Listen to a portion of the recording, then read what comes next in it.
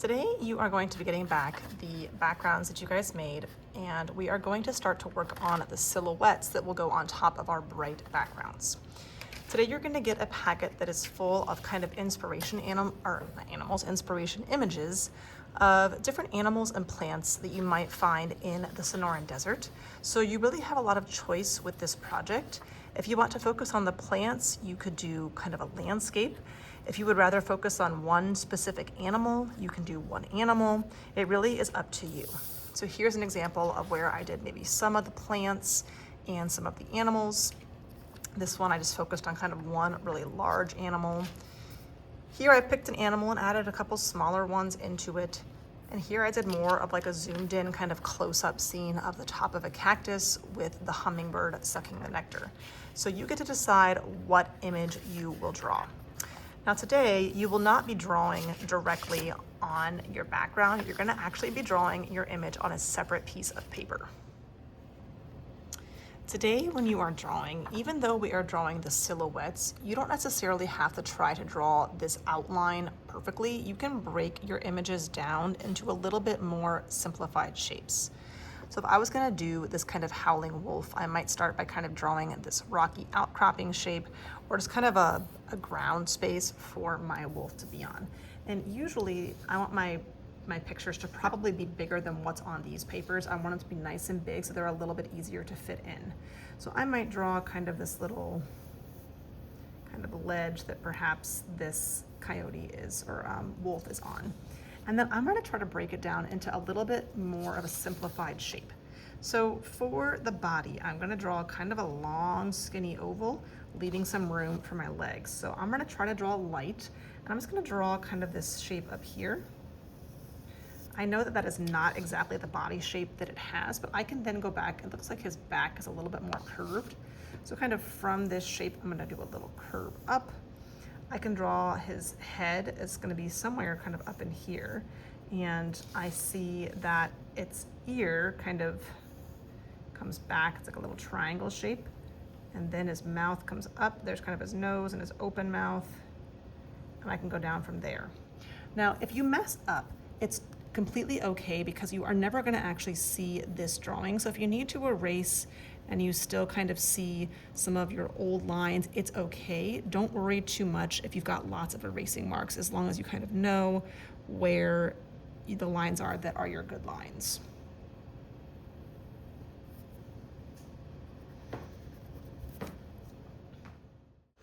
As you can see here in my drawing, I don't draw it perfectly the first time. I make little small adjustments and changes. To me, the body felt a little bit too long, so I kind of erased the back half and shortened his tail and his legs to make it look better. I also want to add in a cactus. So again, I don't have to just draw the outline shape. If I'm adding a cactus kind of coming in off this cliff, then maybe I'm just kind of drawing like the center part of the cactus. And then I can add in like any arms that might be attached. And it's also okay if you have some things kind of just like, if I've got this arm over here and it goes off the edge of my paper, that's okay if you can't see the whole thing. Once you have your image drawn, again, don't worry about all these erasing marks. You are not going to see them eventually once we do the next trick. Once your drawing is good and you have the details you want, then you will flip it over to the back. And you will be using a crayon, and you actually want to use it like a texture rubbing, and you're going to put it flat on its side, and you're going to push down kind of hard because you want your lines to be nice and dark. You want to make sure you cover the entire back side of your paper, especially where you know that you have kind of your details. So again, kind of a nice texture rubbing all over the back of your paper, especially where you know you have some of your details. Once you have the back of your paper covered, then you are going to grab your background and you are going to tape this where you want it to go. So this paper is a little bit smaller than my background, so I probably want this to kind of line up with like the bottom edge of my paper so it's connected to the actual edge. But if you want yours to be a little higher, depending upon what you've drawn, you can kind of figure out what is the best.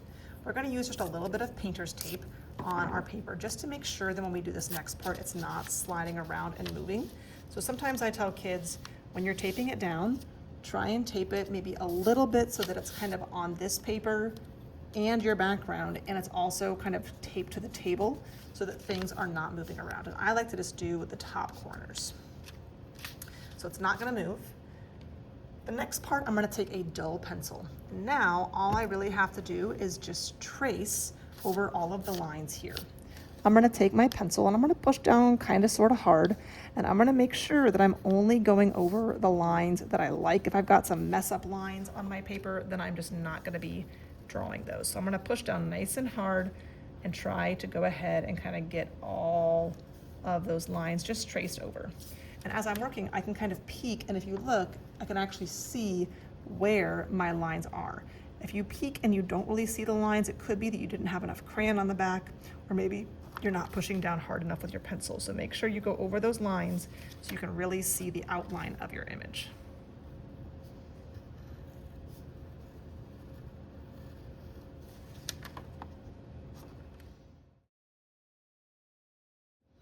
Once I'm done tracing all of my lines, I can look closely and I can kind of see where everything is. If there's an area that looks a little bit hard to see, then you might want to go over that.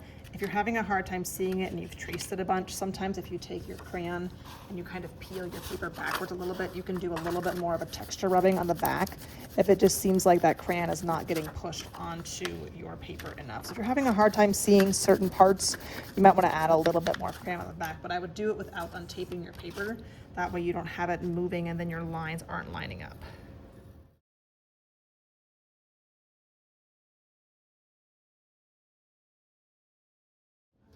Once everything looks good and you've double checked it all before you untape, then you're going to just go gently untape your paper. I would not crumple this paper up just in case we need to save it for something else. But now it's time to turn it into the silhouette. When your image is transferred and you know where you're going to be painting, before you start painting, if you would please just make sure that your space is cleaned up. So put any pencils away, we don't need those anymore. Make sure any of the drawing guides are out of your workspace so we are not getting paint on any of these items. I'm going to make sure that my paper is on my messy mat before I begin. Each table is going to get a white tray that has some different size and shape brushes, and each table will also get a black cup of paint. These cups are small and these brushes are very big. So if you leave it in the cup, it's probably gonna tip the whole thing over. So if you need to put your brush down, put it in the white tray. That way it's not rolling into your artwork. You've got some big brushes and also some very teeny tiny brushes. If I'm doing a very big section that has lots of room, I wanna use a bigger brush so I can fill that space more quickly. If I'm doing a very detailed tiny section, I wanna switch to that smaller brush so I have greater control over where my paint is going. When I dip my brush into the paint, I just want to kind of dip the tip. It shouldn't be all the way up and over the gold ferrule part, but I'm going to start very carefully trying to kind of follow that line along the edge of my transferred design. And I do want to make sure that I am kind of painting all the way off the edges. That's why I have this messy mat. I like to be a little bit more careful and slow along my edges, and then once I kind of have those edges protected, I can move a little bit quicker when I'm painting in the big spaces. If you've got some big like blobs on your paper, before you get more paint, just take your brush and try to pull those blobs down nice and smooth so they can dry a little bit more evenly.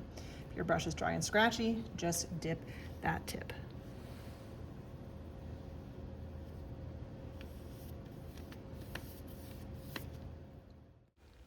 As you're painting your silhouette, it might be helpful to turn your paper so that you aren't dragging your hand through wet paint.